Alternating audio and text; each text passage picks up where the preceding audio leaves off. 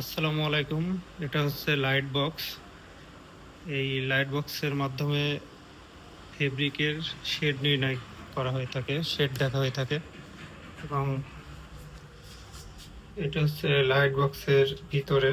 এখানে 4টা লাইট ব্যবহার করা হয়ে থাকে। এক নম্বরে আছে D65, তারপরে আছে TL84, ইউভি অ্যান্ড ফ্লামেন্ট। এই 4টা লাইটের মাধ্যমে ফেব্রিকের শেড দেখা হয় এবং গ্রেডিং নির্ণয় করা হয়ে থাকে। এটা মূলত গার্মেন্টস এবং টেক্সটাইলে ব্যবহার করা হয়ে থাকে।